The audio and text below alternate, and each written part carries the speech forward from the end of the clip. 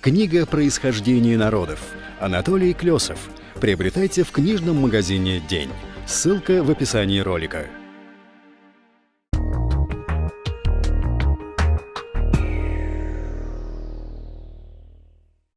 Здравствуйте, уважаемые зрители! Сегодня у нас в студии профессор Анатолий Клёсов. Сегодня мы поговорим об истории ингушей и чеченцев. Анатолий Алексеевич, я знаю, что вы уделяли большое внимание истории кавказским народам. И мне интересно на этой передаче задать вам вопрос, посвященный, как я вот уже сейчас сказал, ингушам и чеченцам. С этого мы начнем наш эфир. И первый вопрос. Какие интересные новые данные, а может быть и старые интересные, из ДНК-генеалогии вы готовы нам сейчас сообщить по теме? Да, добрый день. Во-первых, данные по кавказским народам, вот то, о чем я буду говорить, они все практически новые, потому что без ДНК-генеалогии на них невозможно было на эти вопросы ответить и даже об этом подумать, потому что это совершенно необычный угол зрения.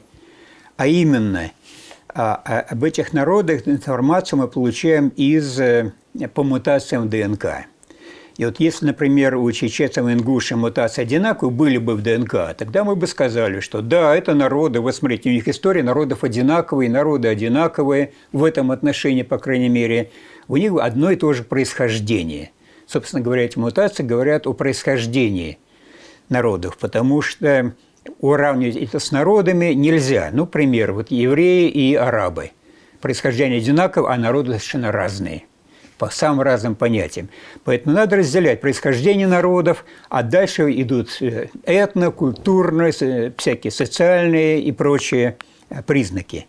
Так вот, почему, собственно, чеченцы и ингуши? Ну, ряд причин.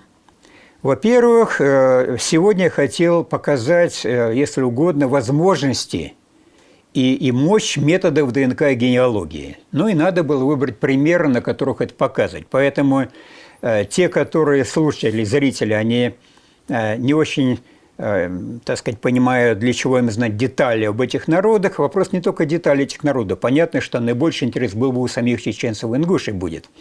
Но надо было по каким-то критериям выбрать, а почему, на каких выбрать. Во-первых, это родственные народы. Они и территориально довольно близки. Во-вторых, ингуши – это уникальный пример народа Российской Федерации, который гомогенный по гаплогруппам, по происхождению. А именно 88% одна и та же гаплогруппа. Таких больше нет. То есть означает, что происхождение их на 90 практически процентов одно и то же. Какая группа? Вот это я об этом и расскажу. Это J2 под названием. Но об этом пойдет разговор. Далее интересно, потому что, скажем, у чеченцев есть родовая структура. Это то самые тайпы или тейпы, по-русски по-разному это называют. Они делятся на гары, они делятся на тукхумы и так далее. И интересно было бы узнать, а вот эти родовое деление, эти самые тайпы, гары и прочее, они каждая одна гаплогруппа, то есть действительно однородные роды или рода, либо они сводные, они образовались путем, так сказать, смешения, объединения, породнения, родства разных групп, разных популяций. Поэтому вот эти примеры чеченцев и ингушей дают нам понять, как складываются популяции, народы, если угодно. Вот это именно поэтому это интересно. Потом интересно было бы узнать, а там яркие примеры, а из кого складывались эти народы, откуда пришли люди, их предшественники, их предки, откуда они пришли, со стороны, так сказать, с запада, с востока, с севера, с юга, и как это показать. И вот ДНК-генеалогия показывает конкретно, как эти народы складывались. До сих пор на этот вопрос ответа, конечно, не было. Более того, вопрос так никогда не ставился практически. Потому что, о каком основании? Видим мы этих представителей этих народов, знаем мы по археологии материальные признаки этих народов, знаем мы, или специалисты, точнее, языки. А дальше пошла интерпретация, догадки, как это может быть. И для того, чтобы привлечь к этим знаниям новый инструмент, вот в виде мутации в ДНК, это представляет ДНК-генеалогия. А вот J2 которую я упомянул насчет ингушей, они пришли с юга. Это из древней Месопотамии. Археологи знают про древние урукские миграции. И вот 7 тысяч лет назад, по оценкам археологов, 7 тысяч, это может быть и 8, никто такие вещи точно не знает, оценивают по многим показателям, условно скажем, 7 тысяч лет назад были урукские миграции. Вот эта вот гаплогруппа в основном J2 и J1. Я тоже делал такую смесь. J – это английская буква, 1 и 2 я говорю по-русски. Но так уж так повелось. Так вот, они пришли многие с юга. И, как считают археологи, многие, они пришли с юга, вроде зачем они потащились, казалось бы, с юга, из Месопотамии, на север, оказывается, за полезными ископаемыми, потому что Кавказ был богат металлами, рудой, конечно, рудой, и как раз пошли туда и бронза, и прочее, потом пошли вещи, и мечи, и прочее оружие, и вот многие осели на Кавказе. Так вот, ближе к ингушам, у них 88% в среднем это гаплогруппа J2. Она практически, получается, народ почти однородный. А вот если сравнить с чеченцами, у тех J2 ее немало, но вовсе не такое количество. У них примерно 50%. То есть 47-52% по разным выборкам. Когда я говорю про выборки, понятно, почему варьируются цифры, потому что число людей ограничено, которые изучаются. Но в данном случае чеченцы, они одни из самых активных в Российской Федерации по своим тестированным ДНК. Вообще, кавказцы, у них вопрос о предках занимает вообще гигантскую такую роль в мироощущении, в самосознании кавказских народов, в уважении к своим предкам. И неудивительно, что кавказцы двинулись измерять свои ДНК, и вот в основной базе данных мира их примерно 1000 человек, чеченцев, которые измерили свои ДНК. Естественно, по сравнению с количеством чеченцев, это немного, но тем не менее это много, уже можно сделать оценку. Теперь, а что значит немного по сравнению с числом чеченцев? Чеченцы на 6-м месте в Российской Федерации по численности. По данным последней переписи, она была в 2010 году. И вот там, это, конечно, само название. Ни у кого нет данных объективных, чтобы отнести по каким-то показателям, объективно, скажем, по ДНК, по роду. Поэтому те, кто записывает в переписи в вопросных листах чеченец, значит, он чеченец. Еще бы ему не записать себя другим. И вот таких, значит, всего 1,5 миллиона человек, если точнее 1,4 миллиона чеченцев, на 6-м месте Российской Федерации. А какой порядок, кстати, тоже интересно знать. На первом месте идут русские, неудивительно, по численности. На втором месте татары, более 5 миллионов человек.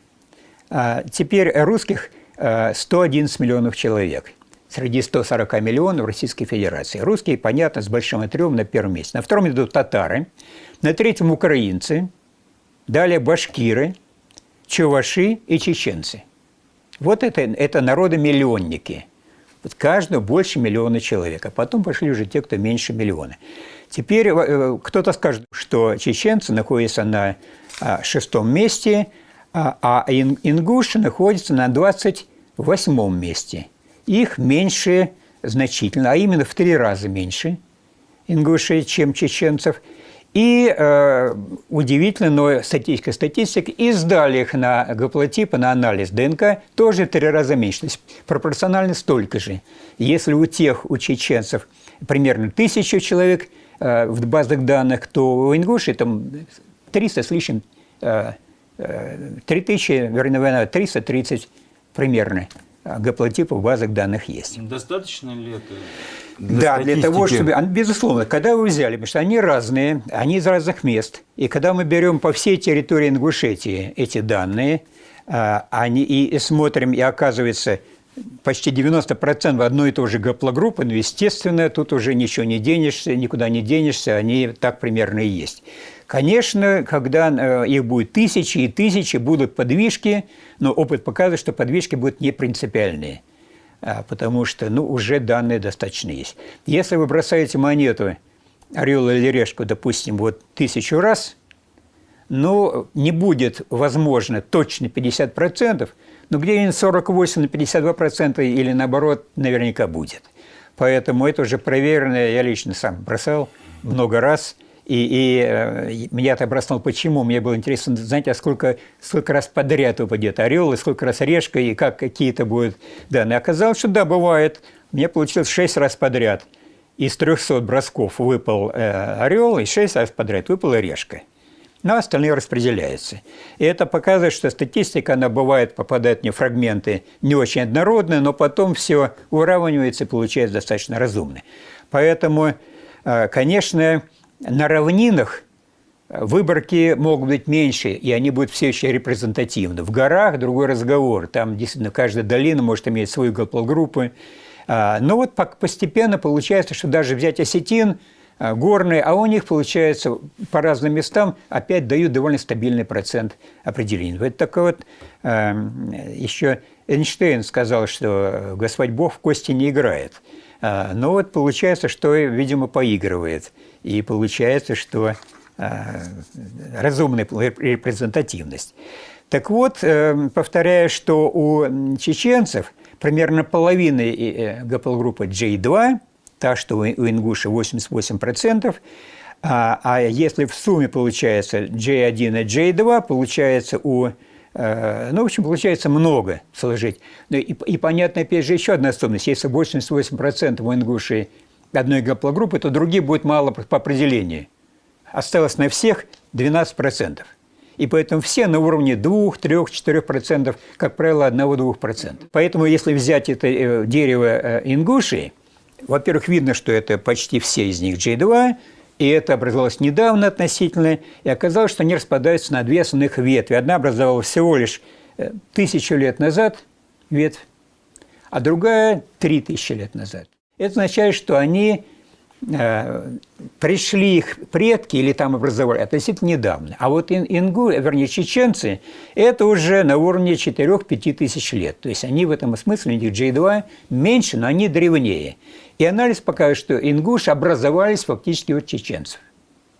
Поэтому это народы родственные, и языки у них родственные, и гаплогруппа, и гаплотип у них в большой степени родственные, но просто моложе. Моложе, в принципе, это по числу лет. То есть это на самом деле родственные народы, которые можно считать, а как они родственные и откуда они родственные. И получилось, что чеченские J2 пришли с юга, вот из Месопотамии, и прошли у них вот как раз, я говорю, 4, там ближе к 5000 годам. Это, видимо, те самые русские миграции, которым 7000 лет. Ну, рано или поздно, может быть, вымерли самые древние, не оставили своих следов, или другие причины какие. Ну, вот, короче говоря, это древние. А в этом смысле J1, точнее, J2 у ингуш, они более недавние. Теперь вопрос такой, а вот у них много этих тейпов или тайпов, там у них разные подразделения, а эти как? Их очень много. На самом деле у чеченцев более 100 тайпов для горных жителей и 60-70, по-разному можно считать, для равнинных. И вот вопрос, а как они, однородны или нет? На самом деле число тайпов у них сократилось. То, что оценили когда 200 лет назад, было 135 тайпов чеченских. А сейчас, повторяю, 100 для горных и 60-70 для равнинных, но, тем не менее, это даже не тайпов, а были эти самые тукхумов, это территориальные, военные, такие вот политические союзы. Поэтому у них есть тайпы родовые, а есть союзы этих тайпов, то, что называют тукхумы, есть еще гары, это ветви тайпов и так далее. И вот, я думаю, это уже будет интересно больше чеченцам и ингушам, но вот эти тайпы оказалось почти все смешанные.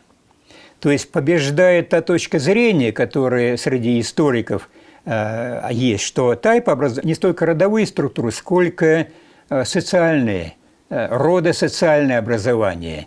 И объединения их были, и люди сходились далеко не только строго, что только потомки одного предка. Видимо, из соображения рациональности принимали в тайпы и других людей, поэтому они оказались смешанными. Хотя есть те, у которых большинство членов имеют одну и ту же гаплогруппу.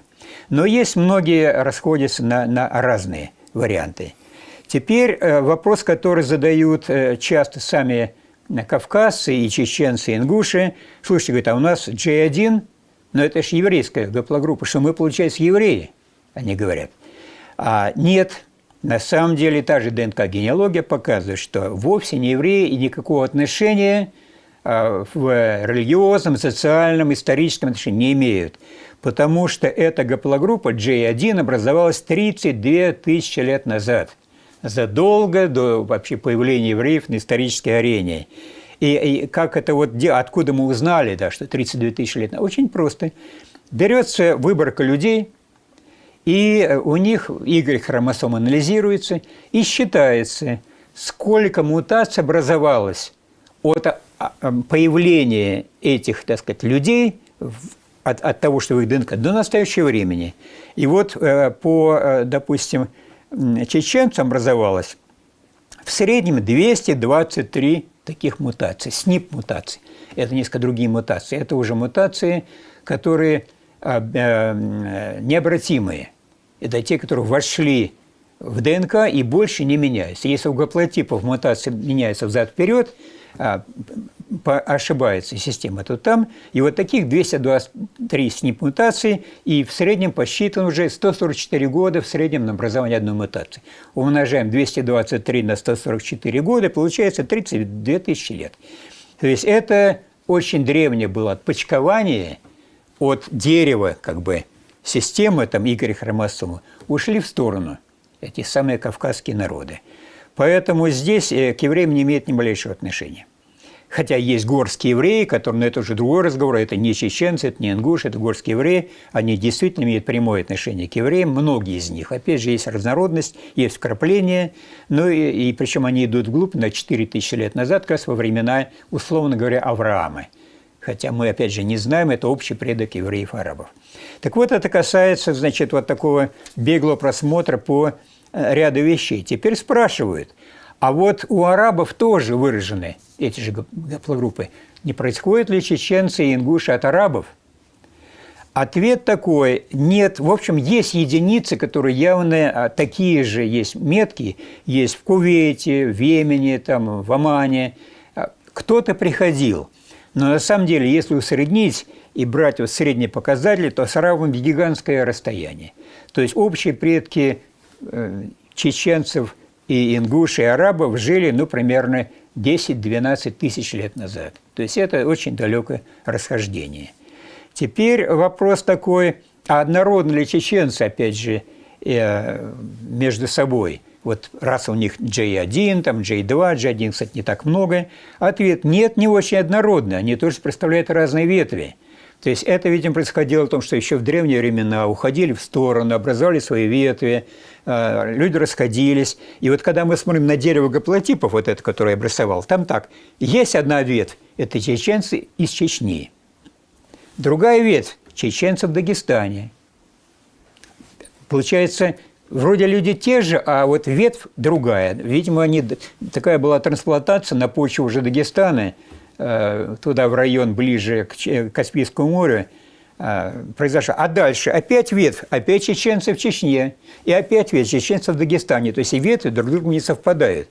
И вот можно анализировать эти вещи, определять, а когда были расхождения, куда люди передвигались. Таких много этих вариантов. Теперь я сказал уже, кроме вот этих основных гаплогрупп, R1b я упомянул. Это как раз их немного, но это из ямной культуры прибыли, это единицы процентов. Далее, вот J1 понятно, это, видимо, это с юга, у русской миграции.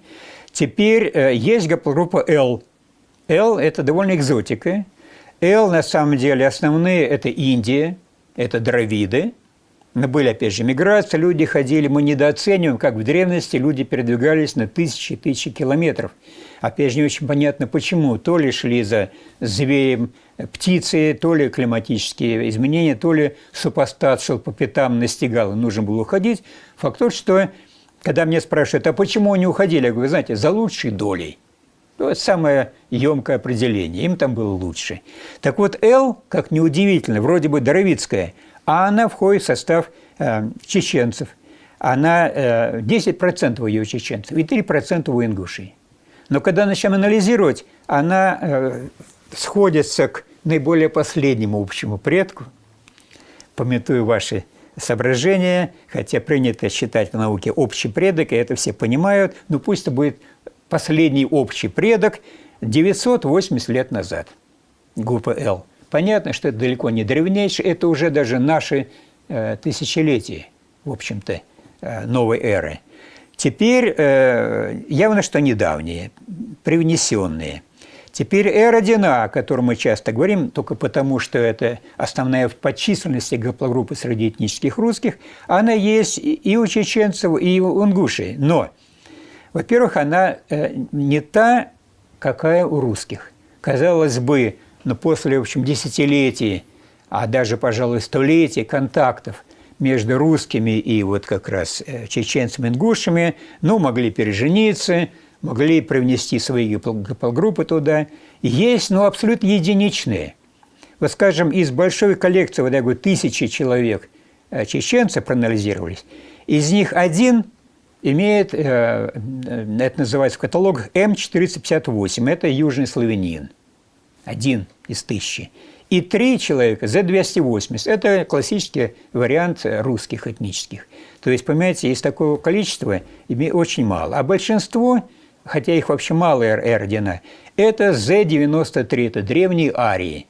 То есть, когда арии переходили через Кавказ и ушли на Ближний Восток, став часто метанийскими ариями, став хеттами, почему у хеттов тоже признан индоевропейский язык, из них очень немного осталось на Кавказе. Вот они, те самые Z93, к русским почти не имеют отношения. У русских только 1% это Z93, а их большинство среди чеченцев и ингушей. Вот R1B, я сказал, это ямная культура, опять же, это Z2103, это та самая классический вариант ямной культуры, ниоткуда больше не взялись. Западных у них нет. То есть люди, которые пришли бы с Запада, а такие есть среди русских, несколько процентов, это те самые военспецы, которые приходили на службу русскому царю. Ну, помните, Фандорин, голландец, Ван Дорн, художественное произведение, но отражена действительно исторические вещи, когда приходили, в том числе и голландцы, приходили служить царю, им давали дворянство, потому что это, как правило, были военные специалисты, они учили современному боевому строю, потому что при Петре было признано, что русский боевой строй не самый эффективный, и почему давали дворянство, давали, значит, визитерам Запада. Вот таких нет на Кавказе почти совсем. Поэтому приходили к царю и дальше не ходили. Вот теперь, как они разбросаны по этим самым тайпам. Вот, скажем, L1, который сказал, их там 10% у чеченцев, разбросан по десяткам тайпов. То есть явно это не то, что не пришли к какой-то сплоченной группой и так и остались. Нет, это были единичные приходы, раскиданы везде. R1B, их все там 2%, по 13 тайпам раскиданы. R1A тоже немного, по 12 тайпам раскиданы. А их общий предок суммарный жил 4000 лет назад. То есть явно, опять же, что это люди, либо они шли поодиночке, либо они были какие-то сводные, были группы разной степени представительства, вот так раскидывались. А вот, допустим, G2A – это то, которых много на западе Кавказа. Вот они почти все, но не почти все, около половины. Есть такой тайп Вашандарой. Вот Вашандарой, он состоит почти наполовину из как раз G2A. Явно, что какое-то ядро было большое. Это Тукхум-Шатой.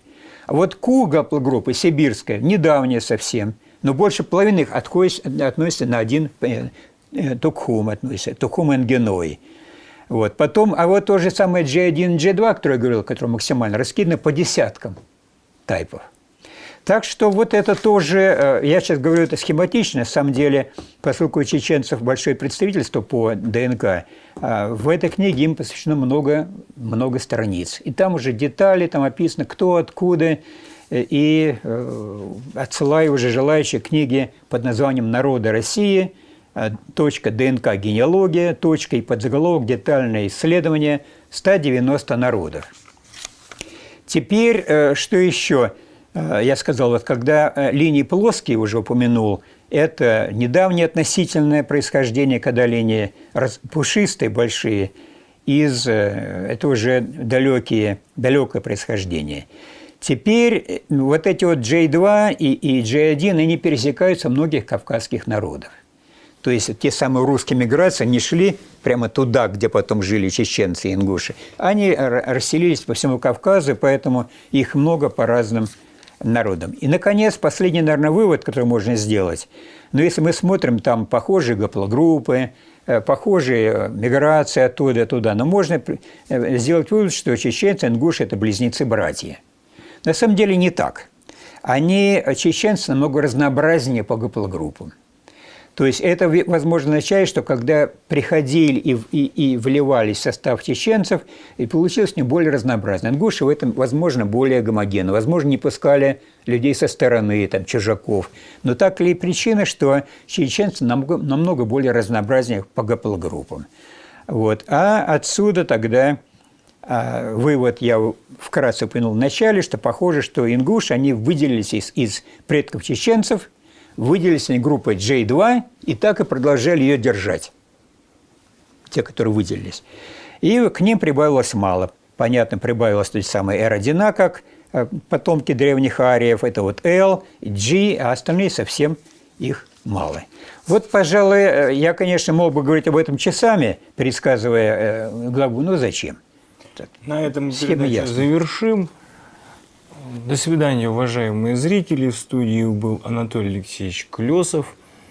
Он представил данные ДНК-генеалогии, основателем которой он является. До свидания.